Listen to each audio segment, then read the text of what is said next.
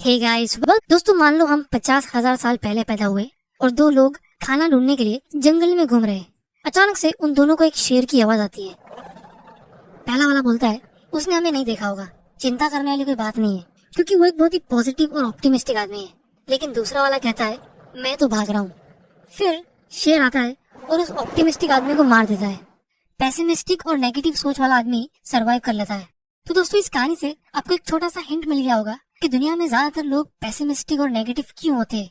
क्योंकि हम इंसान इस दुनिया में पिछले करोड़ों सालों से है और उसमें से हमने 99% से भी ज्यादा टाइम एक जंगली आदिवासी की तरह गुजारा है। और इसीलिए आज भी हमारे अंदर नेगेटिव सोच और पेसिमिज्म सबसे पहले आता है, और वो भी नेचुरली। इसका मतलब ये है कि नेगेटिव सोच रखना हम इंसानों की डिफॉल्ट सेटिंग है, क्योंकि ये बायोलॉजिकली हमारी जीन्स में है। क्योंकि दोस्तों, सर्वाइवल के लिए और जान बचाने के लिए वही सोच जरूरी थी। जब आपके सामने शेर खड़ा है तो आप बिना कुछ सोचे समझे अपनी जान बचाने के लिए भागोगे। वहाँ खड़े रह के प्रोज एंड कॉन्स एनालाइज नहीं करोगे। बस प्रॉब्लम ये है कि हमारी सोसाइटी बहुत कम टाइम में बहुत ज्यादा तेजी से डेवलप हो चुकी है, लेकिन हमारा माइंडसेट वैसा ही रह गया है। जिसकी वजह से प्रॉब्लम ये हो रही है कि हम animal attacks, terrorist attacks, murders, Wars, दूसरे सारे नेचुरल डिजास्टर से, इन सारे रीजंस को मिलाकर भी आज हर साल इतने लोग नहीं मरते जितने सिर्फ और सिर्फ सुसाइड से मर रहे हैं। दोस्तों, ये सब मैं इसलिए बोल रहा हूँ क्योंकि जब भी हम लोगों से पूछेंगे कि वो स्टॉक मार्केट में इन्वेस्ट क्यों नहीं करते, तो वो कहेंगे कि उसमें रिस्क है, मार्केट क्रैश होने का और पैसा डूबने का डर होता है।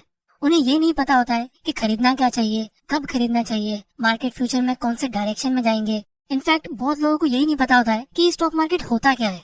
टीवी में हम एड्स तो देख लेते हैं कि म्यूचुअल फंड सही है, लेकिन उसमें ये भी लिखा होता है कि mutual funds are subjected to market risk, और फिर हम उसे इग्नोर कर देते हैं, वरना ज्यादा पैसे किसे नहीं चाहिए।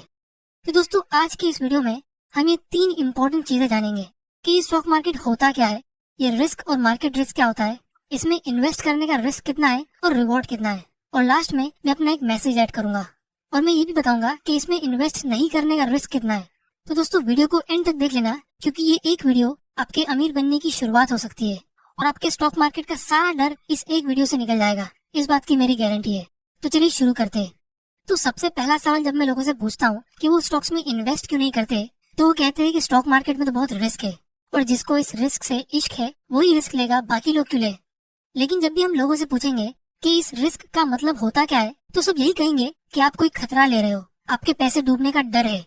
और कुछ साल पहले जब मैं सेबी की रिपोर्ट पढ़ रहा था, जिसमें सेबी ने हम इंडियंस का एक सर्वे लिया था कि लोग स्टॉक मार्केट और म्यूचुअल फंड में इन्वेस्ट क्यों नहीं करते, तो सबसे बड़ा रीजन यही आ रहा था कि इसमें बहुत रिस्क है, मतलब not sure about safety of investment. मतलब ये कि लोग अपने इन्वेस्ट किए हुए पैसे को यानी कैपिटल को सेफ नहीं देख रहे, तो उसे ग्रो होते हुए सोचना तो बहुत दूर की बात है। और जब लोगों से ये पूछा गया कि रिस्क का मतलब होता क्या है, तो 32% लोगों ने कहा डेंजर और 22% लोगों ने कहा लॉस। और अगर आप गूगल भी करो तो उसका मीनिंग ये आता है कि आप किसी डेंजर में अपने आप को एक्सपोज करते हो, यानी खतरे में डालते हो। लेकिन दोस्तों, मेरे हिसाब से ये एक गलत मीनिंग है। सही मीनिंग समझने के लिए हम एक छोटा सा एग्जांपल लेते हैं। मान लो आप अपने फ्रेंड्स के साथ कोई लॉन्ग ड्राइव पे निकलते हो और शाम होते ही अचानक से मौसम खराब होता है। आपकी गाड़ी के कांच पे बहुत सारा फॉग जम गया है, जिसकी वजह से आपको ड्राइव करते हुए ज्यादा क्लियरली दिख नहीं रहा है। तो यहाँ पे आपको पता नहीं कि कब कौन से टाइम पे कहाँ से स्पीड में कोई कार आ जाए या कुछ और बुरा हो जाए। और अगर आप फिर भी ड्राइव करते हो तो हम कहेंगे कि आप रिस्क ले रहे हो। लेकिन अगर आप ये डिसाइड करो कि आप एक नाइट कोई होटल में वेट कर लोगे और अगले दिन सुबह के उजाले में एकदम सुहाने मौसम में आप ड्राइव करके आगे बढ़ते हो और आप देखते हो कि रोड एकदम साफ है, तो अब आप ऐसे टाइम पे ड्राइव करके बहुत कम रिस्क ले रहे हो, क्योंकि अब आपको पता है कि एक्सीडेंट के चांसेस बहुत ही कम है, क्योंकि आपको पता है। इसे हम अंडरलाइन कर लेते हैं। तो बेसिकली आपने अपनी जान के रिस्क को थोड़ी समझदारी से मैनेज कर लिया, क्योंकि हम रात को ही खराब मौसम में अगर ड्राइव करते तो हो सकता था कि हम सेफली अपनी डेस्टिनेशन पहुंच जाते और अपना थोड़ा सा टाइम सेव कर लेते, और वही सेव किया हुआ टाइम हमारा रिवॉर्ड होता। लेकिन अगर कुछ बुरा हो जाता तो हमारी जान भी जा सकती थी, तो वो हमारे इस फैसले की वजह से लॉस हो सकता था। मतलब जब आप रिस्क लेते हो तो आपके फैसले से कुछ अच्छा भी हो सकता है या बुरा भी हो सकता है। हमारे रिस्क लेने के फैसले का नतीजा हमको एडवांस में पता नहीं, हमें पता नहीं, इसलिए वो रिस्क है। इसको अच्छे से समझने के लिए हम एक और एग्जांपल लेते हैं। मान लो आप बाजार में घूम रहे हो और आपको एक वाटरमेलन खरीदना है, यानी तरबूज, लेकिन आपको पता नहीं कि ये अच्छी क्वालिटी का है या नहीं, अंदर से लाल होगा या व्हाइट। तो अगर आप इसे ऐसे ही खरीद लोगे और अपने घर लेके आ जाओ तो आपने रिस्क लिया, क्योंकि आपको पता नहीं ये कैसा होगा। लेकिन अगर आप इसे दुकान वाले के पास ही कट करवा के चेक कर लो तो आपका रिस्क ऑटोमेटिकली खत्म हो गया, क्योंकि यहाँ पे आपको पता चल गया।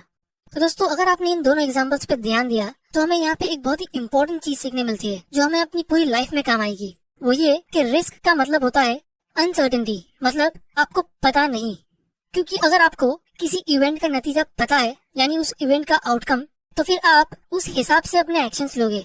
जैसे अगर आपको पता है कि कोई कंपनी खराब है या फिर मार्केट क्रैश होने ही वाला है जिसकी वजह से स्टॉक के प्राइस गिरने वाले हैं, तो फिर आप स्टॉक्स को खरीदोगे नहीं। अगर खरीदा है तो आप उसे बेच दोगे। फिर उसमें रिस्क या कोई लॉस का सवाल ही पैदा नहीं हो रहा है।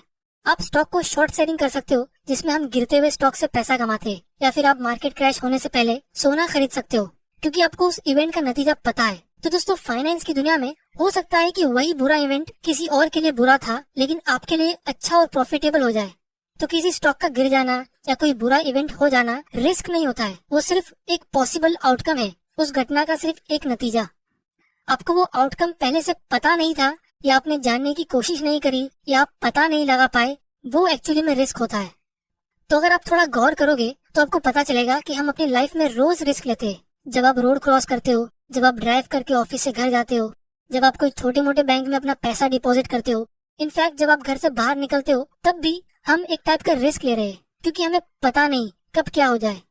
लेकिन हम इन सब चीजों के बारे में इतना डरते नहीं है और ना ही इतना सोचते, क्योंकि हमने कुछ आदतें अपने अंदर डाल ली है जिसकी वजह से हम ये डेली रिस्क मैनेज कर लेते हैं। कुछ आदतें हम खुद ठोकर खाकर सीखते और कुछ आदतें हमारे पेरेंट्स हमें पहले से ही सिखा देते कि बेटा ध्यान से ट्रेन में चढ़ना, अगर ज्यादा भीड़ होगी तो छोड़ देना। और फिर कुछ टाइम बाद हमारा डर भी अपने आप निकल जाता है। उसी तरह स्टॉक इन्वेस्टिंग में भी हम कुछ आदतें अपने अंदर डाल सकते हैं जिससे हम अपने इन्वेस्टिंग के रिस्क को मैनेज कर सकते हैं, और फिर कुछ टाइम बाद आपका डर भी अपने आप निकल जाएगा। तो दोस्तों उम्मीद करता हूँ कि आपको इस रिस्क का थोड़ा आइडिया मिल गया होगा और ये पता चल गया होगा कि रिस्क का मतलब डेंजर या लॉस नहीं होता है, वो सिर्फ उसका एक नेगेटिव आउटकम होता है। और मैं सिर्फ इतना बोलना चाहता हूँ कि अगर कोई आदमी पूरा दिन घर में रहेगा ये बोल के कि बाहर तो जान का खतरा है, तो फिर हम उसे रिस्क अवॉइडेंस कहेंगे, क्योंकि वो रिस्क से पूरी तरह दूर होने की कोशिश कर रहा है। लेकिन उससे वो आदमी और कमजोर होता जाएगा और उसका डर और बढ़ता जाएगा। तो अब हम ये जानने की कोशिश करते हैं कि स्टॉक मार्केट होता क्या है। दोस्तों आप लोगों ने अपनी लाइफ में कभी ना कभी ये तो जरूर सोचा होगा कि काश हमारा भी एक बिजनेस होता और हम भी एक बिजनेसमैन होते, क्योंकि नौकरी करना किसे पसंद है, रोज सुबह उठ के ड्यूटी पे जाके अपने बॉस के ऑर्डर्स सुनना किसे पसंद है। लेकिन एक बिजनेस शुरू करने के लिए हम सबको पता है कि हमें बहुत मेहनत करनी पड़ती है, अपना जॉब छोड़ना पड़ता है, खुद के जेब से पैसा लगाना पड़ता है, हमें एक अच्छा आइडिया चाहिए, बहुत सारे लोगों का सपोर्ट और अप्रूवल चाहिए, फिर दिन भर उस नए आइडिया पे मेहनत करने के लिए उतना मोटिवेशन। और जब कोई बिजनेस नया होता है तो उसमें सबसे ज्यादा रिस्क होता है, मतलब हमें पता नहीं कि वो बिजनेस सक्सेसफुली चलेगा भी या नहीं, और अगर चलेगा तो कितने साल चलेगा। तो इसीलिए इस सारी प्रॉब्लम को सॉल्व करने के लिए हमारे पास स्टॉक मार्केट है। स्टॉक मार्केट एक ऐसा बाजार है, इनफैक्ट ये बाजार नहीं एक ऑक्शन मार्केट है, यानी यहाँ पे नीलामी होती है कंपनीज की। स्टॉक मार्केट के जरिए किसी कंपनी के साइलेंट पार्टनर बन सकते हो और जितना प्रॉफिट उस कंपनी के ओनर्स कमाएंगे आप भी उतना कमा सकते हो अपनी ओनरशिप स्टेक के हिसाब से, मतलब जितने शेयर्स आपके पास है उसके हिसाब से। अब कुछ लोग कहेंगे कि वो अच्छी कंपनीज ढूंढे कैसे, और ये भी एक वैलिड क्वेश्चन है क्योंकि इंडियन स्टॉक मार्केट में 5000 से भी ज्यादा कंपनीज है। तो हमारे पास इसका भी बहुत ही बढ़िया सोल्यूशन है। अगर आप एकदम बिगिनर हो स्टॉक मार्केट में, आप सिर्फ इंडेक्स म्यूचुअल फंड खरीद लो और उसमें SIP सेट कर लो और उसके बाद अपनी नॉलेज इंप्रूव करते रहो। वो इसलिए क्योंकि जब आप कोई इंडेक्स खरीदते हो तो आप इंडिया के इतिहास की सबसे सक्सेसफुल 50 कंपनीज, जो पूरे इंडिया की सबसे बड़ी और सबसे पावरफुल कंपनी है, उसमें इन्वेस्ट कर लेते हो। और एक छोटे से अमाउंट से, जैसे 500 रुपए से, इतनी सारी कंपनीज के एक साथ मालिक बनते हो। अब दोस्तों हो सकता है कि बहुत लोगों को फिर भी थोड़ा डर हो, क्योंकि हम न्यूज में देखते हैं कि कैसे मार्केट क्रैश होते रहते हैं और लोगों के पैसे डूबते रहते हैं, और जब मार्केट क्रैश होता है तो उसे सारे न्यूज चैनल में दिखाया जाता है। लेकिन जब सेंसेक्स धीरे धीरे करके रिकवर करता है तो वो सब जगह न्यूज में दिखाया नहीं जाता है, क्योंकि वो धीरे धीरे होता है। जैसे आप देख सकते हो हर एक क्रैश के बाद मार्केट रिकवर होता है, क्योंकि हर शाम के बाद एक सुबह होती है। अगर आप ये सोचते हो कि मार्केट क्रैश के बाद रिकवर होगा ही नहीं, तो मेरे हिसाब से ये ऐसा हो गया जैसे कोई 25 साल का जवान लड़का रात को ये सोचकर सोता है कि वो सुबह उठेगा ही नहीं।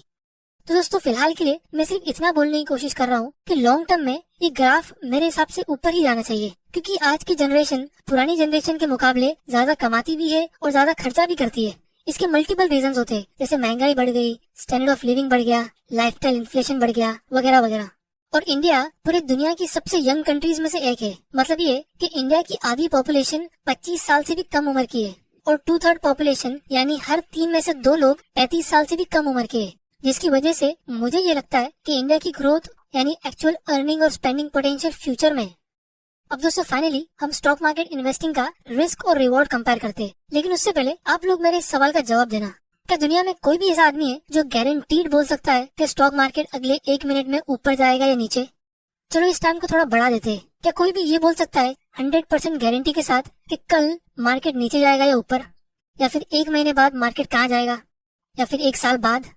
दोस्तों इसका आंसर है नो, क्योंकि शॉर्ट टर्म में मार्केट कहाँ जाएगा, लोग कैसा बिहेव करेंगे, कोविड-19 जैसा कोई नया वायरस दुनिया में आएगा जिसकी वजह से लोग डर के अपने स्टॉक्स वापस बेचने लगेंगे, या फिर कोई नई प्रॉब्लम क्रिएट हो जाएगी, ये सब चीज कोई भी गारंटी के साथ नहीं प्रिडिक्ट कर सकता।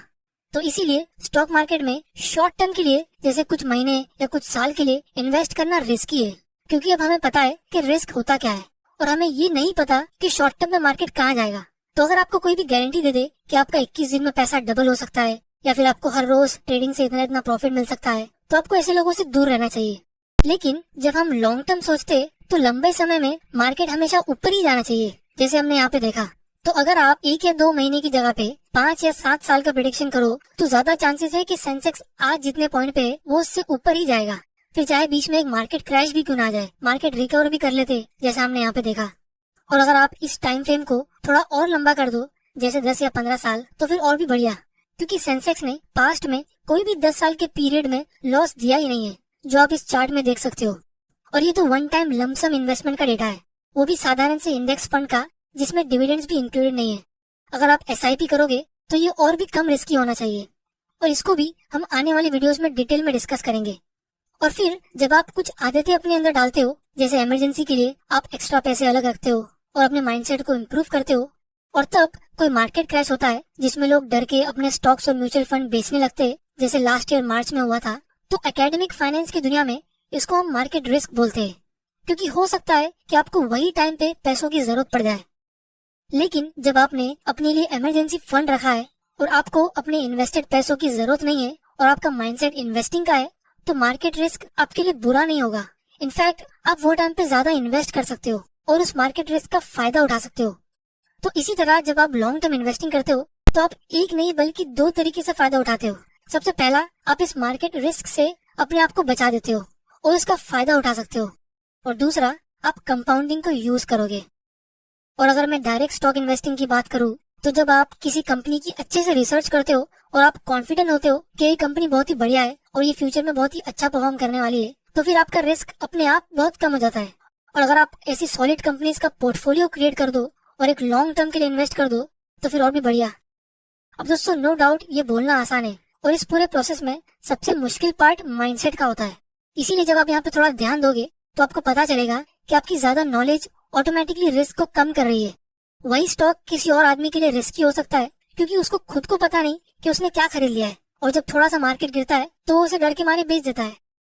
तो दोस्तों फाइनली मैं सिर्फ इतना बोलना चाहूंगा कि जब आप अपना कीमती टाइम देके मेहनत करके पैसा कमाते हो और फिर उसको ऐसी जगह रखते हो जहाँ वो इन्फ्लेशन को भी बीट नहीं कर पाता, मतलब जितनी तेजी से महंगाई बढ़ रही है सिर्फ उतनी तेजी से आपका पैसा ग्रो नहीं हो पा रहा है, तो फिर ये कितनी सैड बात हो गई। ये तो ऐसा हो गया जैसे आपने बहुत मेहनत करके एक कंपनी स्टार्ट की और फिर आपने उसमें बहुत सारे लोगों को नौकरी दी, फिर उनसे काम कराने के बदले आप खुद और ज्यादा मेहनत करने लगे और आपने उन सारे एम्प्लॉयज को लंबी छुट्टी दे दी, और फिर अपने बुढ़ापे में जब आपको उनकी बहुत ज्यादा जरूरत है तो वो एम्प्लॉयज एकदम आलसी और कमजोर हो चुके हैं। तो इसमें गलती किसकी है? इसीलिए आपको लाइफ में रिस्क मैनेज करना आना चाहिए, मीनिंगफुल रिस्क लेना आना चाहिए, उसे अवॉइड नहीं करना है, क्योंकि सबसे बड़ा रिस्क लाइफ में रिस्क नहीं लेना होता है। और जरूरी नहीं कि आपको ज्यादा रिस्क लेने की जरूरत है, आप कम रिस्क लेके भी ज्यादा रिवॉर्ड कमा सकते हो। एकेडमिक फाइनेंस कहती है कि आपको ज्यादा कमाने के लिए ज्यादा रिस्क लेना ही पड़ेगा, लेकिन ये एक फालतू डेफिनेशन है, इस पे भी हम एक अलग वीडियो में चर्चा करेंगे। और लोग कहते हैं कि इक्विटी इन्वेस्टिंग सबके लिए नहीं है, क्योंकि इसके लिए आपको बहुत ज्यादा नॉलेज, पैसा और टाइम चाहिए। लेकिन पर्सनली मेरा ओपिनियन यही है कि स्टॉक इन्वेस्टिंग सबके लिए है और होना चाहिए, क्योंकि अगर कोई आदमी बहुत बीमार और कमजोर होता है तो हम सब उससे यही कहेंगे कि वो अपनी हेल्थ का ध्यान दे और हेल्दी बने। उसी तरह अगर कोई फाइनेंशियली वीक है और पुअर है तो मैं उससे यही कहूंगा कि वो इस गेम ऑफ मनी को सीखे और अपने माइंडसेट को इम्प्रूव करे, क्योंकि आज की तारीख में हमें अमीर बनने के लिए और एक हैप्पी और कंफर्टेबल लाइफ जीने के लिए फिजिकल से ज्यादा मेंटल पावर चाहिए। और यहाँ पे मैंने कहा था कि जब कोई नई कंपनी शुरू करता है तो उसे बहुत रिस्क लेना पड़ता है।